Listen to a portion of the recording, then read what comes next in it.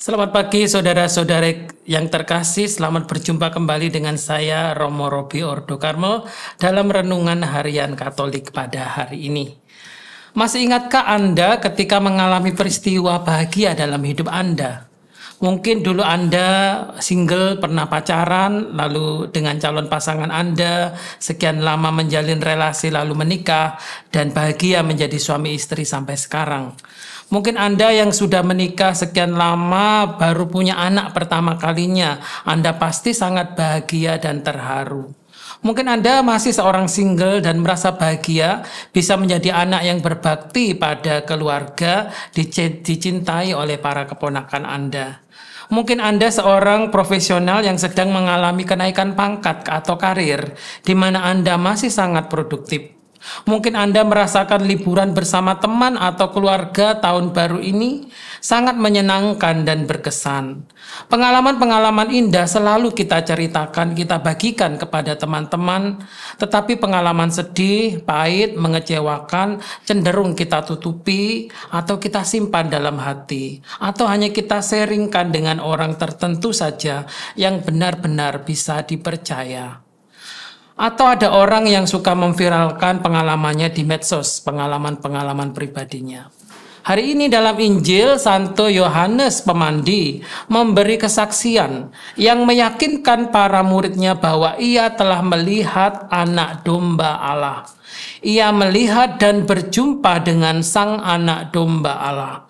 Ia bersaksi bahwa ia telah melihat Roh Kudus turun dan tinggal di atas anak domba Allah. Apa artinya melihat? Melihat di sini artinya memandang. Bahasa Latin contemplare, memandang Tuhan. Pandangan yang suci, yang murni, dan pandangan yang dikasihi, mengasihi Tuhan, akan dilihat jiwa-jiwa yang mengenal Yesus adalah Tuhan. Yesus Kristuslah yang pantas disembah, dihormati, dikasihi lebih dari apapun di dunia ini. Siapakah orang yang mampu melihat Tuhan? Kita lihat dalam kitab suci, dalam Injil Matius, sabda bahagia. Berbahagialah orang yang suci hatinya, karena ia akan melihat Tuhan. Santo Yohanes Pemandi sungguh suci hatinya, sehingga ia boleh melihat Tuhan dan Roh Kudus tinggal di atasnya. Apakah Anda benar-benar memandang Tuhan dengan penuh kekaguman dan cinta? Ataukah sebaliknya, Anda memandang Tuhan dengan muka yang masam, hati yang dingin dan kering, pikiran yang kalut dan gelisah? Sebentar, Anda harus diam sejenak, tenangkan diri Anda. Duduklah, tenangkan dirimu, tersenyumlah memandang Tuhan. Biarkan jiwa dan rohmu memuji Tuhan. Mulutmu akan berkata-kata tentang kebaikan dan kasih Tuhan. Engkau akan bersaksi bahwa Dialah satu-satunya Allah yang hidup, yang benar, tiada Allah lain selain Tuhan. Santo Yohanes Pemandi bersaksi bahwa anak domba Allah akan membaptis dengan Roh Kudus. Roh Kuduslah yang harus Anda mohon agar Anda bisa berdoa dan menyembah Tuhan dalam roh dan kebenaran.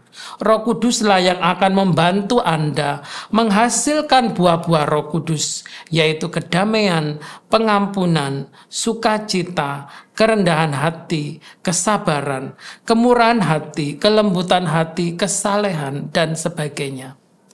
Apakah Anda benar-benar ingin memiliki pengalaman rohani yang mengubah hidup Anda semakin dekat dengannya?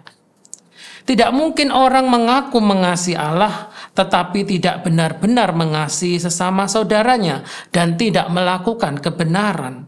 Tidak mungkin kegelapan sekaligus bersatu dengan terang. Tidak mungkin api bersatu dengan air. Anda harus memilih menjadi anak terang dan meminum air hidup yang tidak akan membuat jiwamu haus dan memakan tubuhnya yang tidak akan membuat hatimu lapar lagi. Mari sekali lagi belajar melihat kehadiran Tuhan dan memohon Roh Kudus-Nya memenuhi hati dan jiwamu yang kering dan layu. Tuhan memberkati. Amin.